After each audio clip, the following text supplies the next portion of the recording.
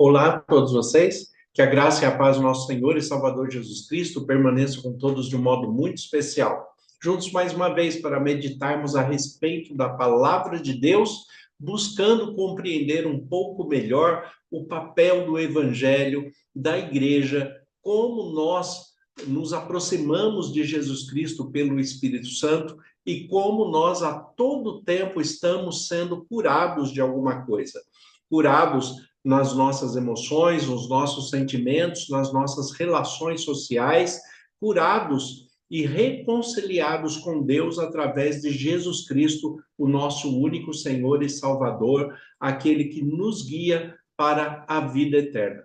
Jesus Cristo é o que nos reconcilia com Deus o Pai. É por isso que nós temos a expressão religião. Religião, aquele que nos religa, aquele que nos volta à origem desde a criação, que é ter essa ligação íntima, plena com Deus o Pai, que nos criou a sua imagem e a sua semelhança. Então nós temos Jesus Cristo, o nosso único Senhor e Salvador, que nos cura do pecado para que nós possamos estar próximos de Deus e ter o Espírito Santo habitando em nós.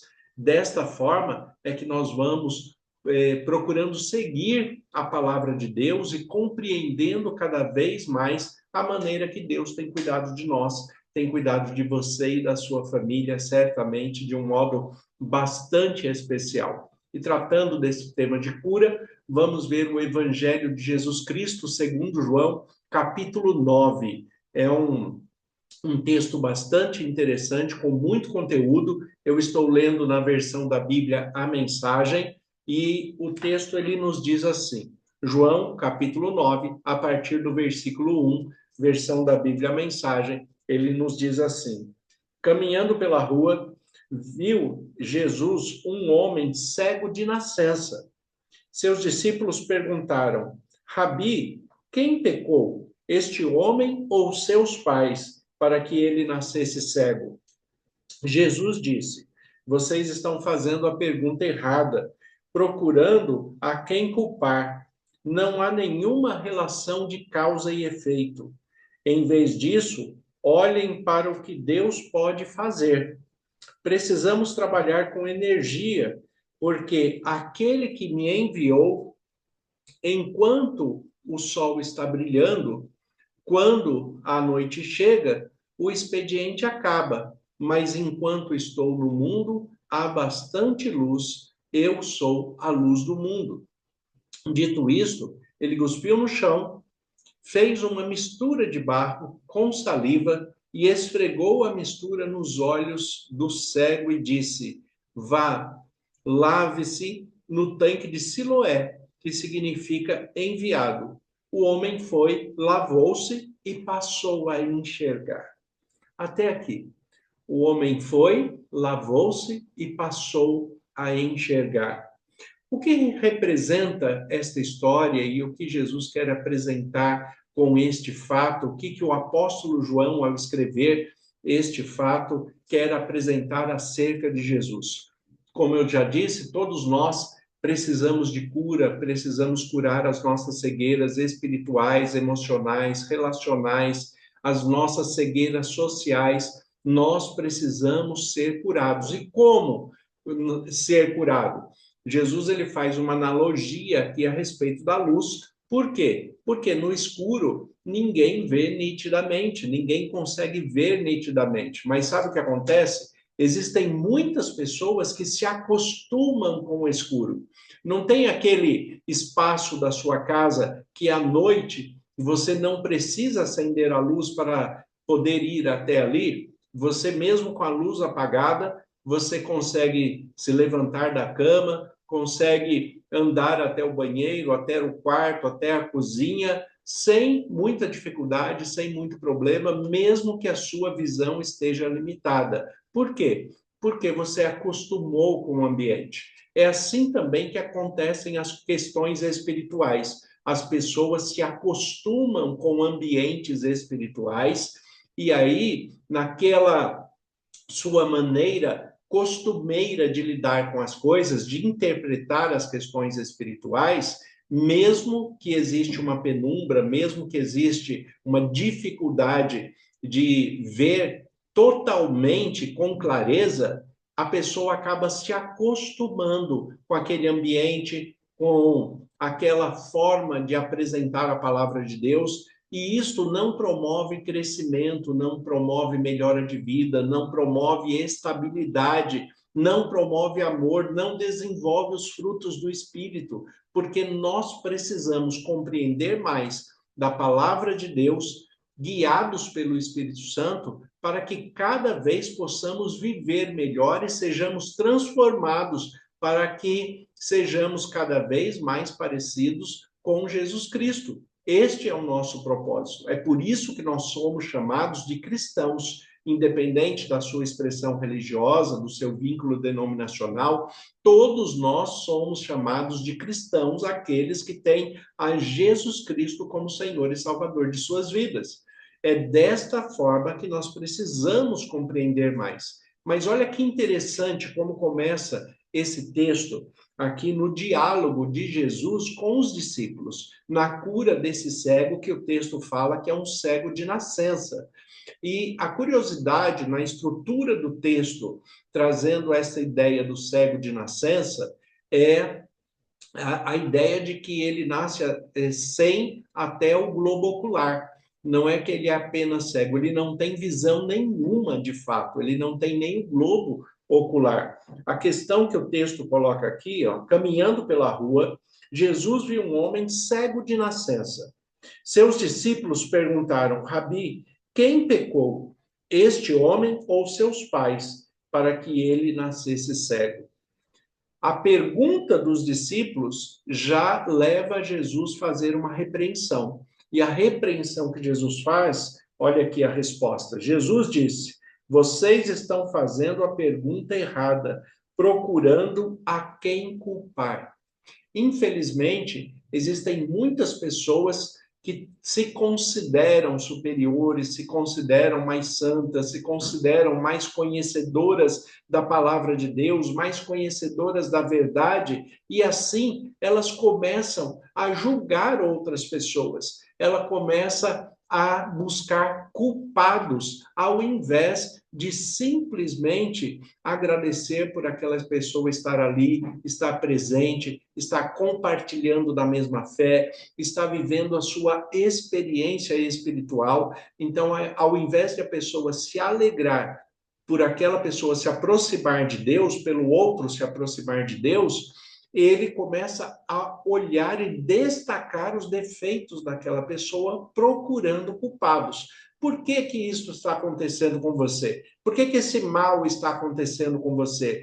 Será que você cometeu algum pecado? Por que que você está doente? Por que você está com dificuldades financeiras? Será que é por causa do seu pecado? É claro que não. Existem questões que precisam ser aprendidas ao longo da vida.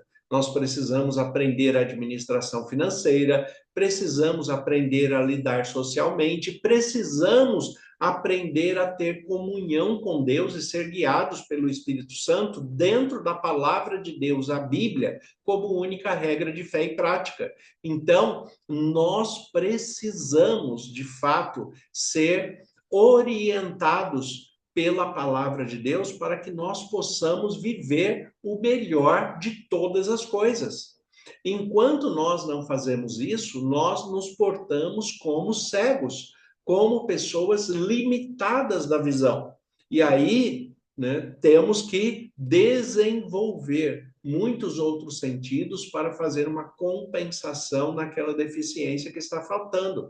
Mas a proposta de Jesus é simplesmente devolver a luz, devolver a visão, curar, sanar o problema que está te incomodando, que está te afligindo neste momento. Então, o que ele responde para os discípulos é: vocês fazem as perguntas erradas. Você não tem que procurar culpado. Ninguém tem que procurar culpado. Tem que observar o problema e, se puder, estender a mão para ajudar, para solucionar o problema. O mundo não precisa de acusadores. O mundo não precisa de ninguém apontando para o outro o que o outro tem de errado. Mas quando vê alguma coisa em que ele pode orientar para solucionar o problema, aí sim ele deve estender a mão, ele deve estar próximo. A continuidade do texto, Jesus ele continua falando: não há nenhuma relação de causa e efeito aqui. Não é por causa do pecado que uma pessoa fica doente. Não é por causa do pecado que ela cometeu. É claro que é por causa do pecado que nós sofremos o que nós sofremos no mundo, porque esse não era o propósito de Deus. Mas o que eu quero dizer é que não é porque você cometeu um pecado que você está com problema financeiro, que você está com uma doença mais grave. Não é por isso, até porque Deus não faz isto com ninguém. A questão é, nós estamos no mundo sujeito a todas as coisas e sujeitos por causa do pecado.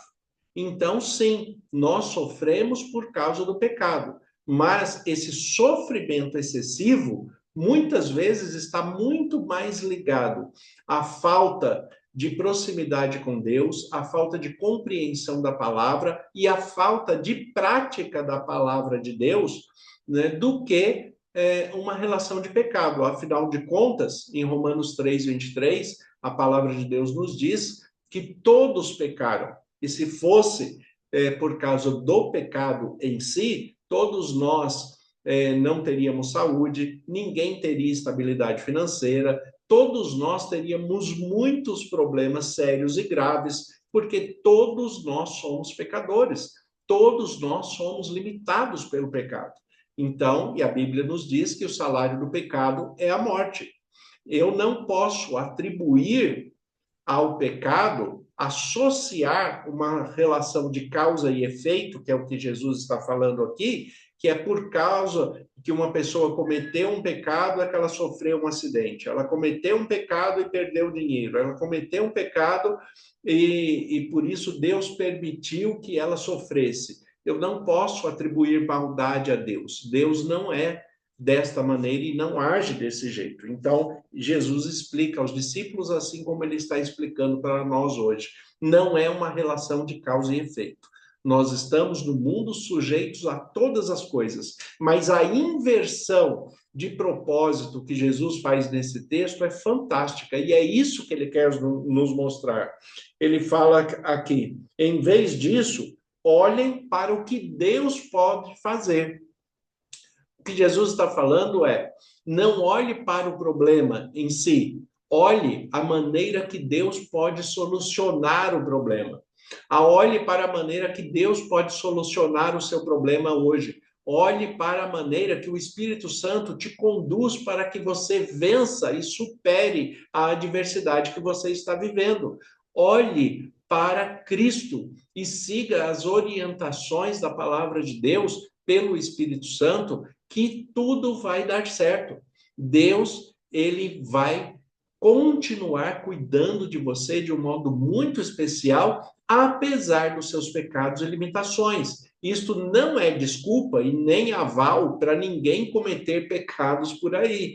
Né? O pecado proposital, ele nem é chamado de pecado na Bíblia, ele é chamado de iniquidade, porque iniquidade é quando a pessoa tem consciência que algo ofende a Deus e continua fazendo. Então, isto é vamos dizer, uma elevação do pecado simples, o pecado natural, o pecado da corrupção que nós sofremos quando ele entrou no mundo. Mas a questão é quando a pessoa sabe que algo ofende a Deus e continua fazendo, isto é iniquidade. E Deus, mesmo assim, ele não vai castigar e trazer doenças sobre ninguém. Ele oferece o perdão, a reconciliação, ele oferece todos os meios para que essa pessoa se reconstrua, se refaça. Então, é o que Jesus está apontando aqui hoje para você, como ele disse para os discípulos naquele momento. Não olhe para o problema, olhe para o que Deus pode fazer. O que você acha que Deus pode fazer por você? O que você acha que Deus pode fazer pelo seu problema? Ele pode resolver todas as coisas, com certeza. Na sequência, ele diz: precisamos trabalhar com energia, porque aquele que te enviou enquanto o sol está brilhando. Precisamos trabalhar com energia, porque aqueles que conhecem a palavra de Deus têm a missão de orientar os outros. E é isso que nós fazemos aqui. Por isso eu agradeço muito quando você participa do programa, quando você está atento, quando você compartilha, porque é a maneira de evangelizar, a maneira de levar a palavra de fé, de esperança, de orientação para as pessoas que você ama. Então compartilhe essa mensagem. Indique essa mensagem para alguém, leve outras pessoas a conhecerem um pouco mais da palavra de Deus. Tudo isso é responsabilidade daqueles que já conhecem a palavra de Deus em Cristo Jesus. Então eu conto com vocês para que vocês divulguem, para que vocês compartilhem esse vídeo, para que vocês estejam também contribuindo para que esta mensagem alcance mais pessoas. Aqui no texto, ele coloca, olha, nós precisamos trabalhar enquanto é possível, enquanto estamos vivos, de todas as maneiras, usando todos os recursos possíveis. E aqui Jesus vai colocar, quando a noite chega, o expediente acaba. Mas enquanto estou no mundo, há bastante luz. Eu sou a luz do mundo. Olha o que Jesus coloca.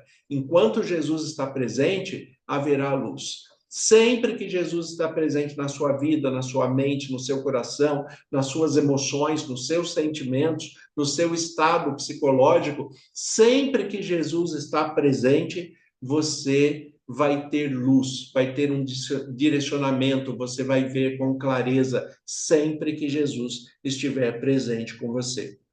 Aqui, no versículo 6 em diante, ele diz, dito isso, ele, Jesus, cuspiu no chão e fez uma mistura de barro com saliva e esfregou nos olhos do cego e disse, vai, lava-se no tanque de Siloé, que significa enviado. O homem foi, lavou-se e passou a enxergar.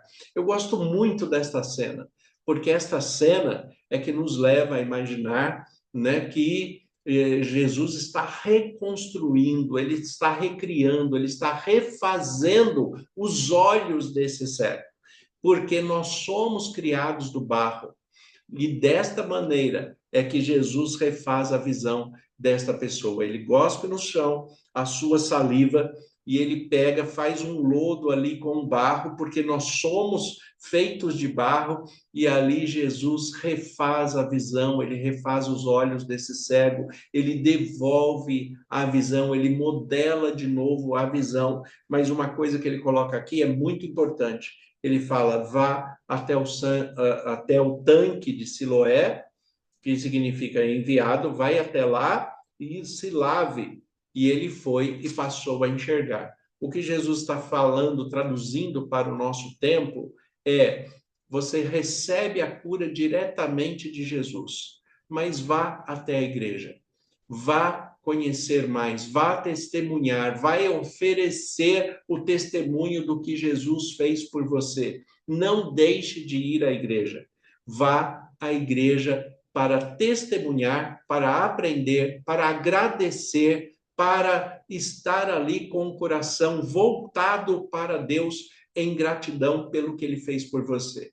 É o que Jesus fala. Jesus, ele resolve o problema, mas ele fala, vá até o tanque de Siloé lavar os seus olhos. Vá até a igreja para que você continue a enxergar, para que você aprenda mais. Eu sempre falo que a igreja não é um lugar de adoração, é um lugar de aprendizado. Lá nós aprendemos como adorar quando saímos de lá. E desta forma nós vamos seguindo a cada dia a oração, a orientação de Jesus Cristo pelo Espírito Santo através da sua palavra.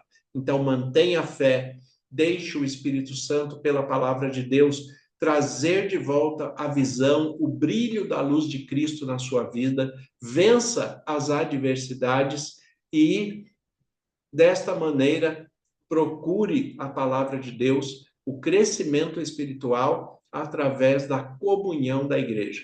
E assim você vai conhecer cada vez mais de Deus.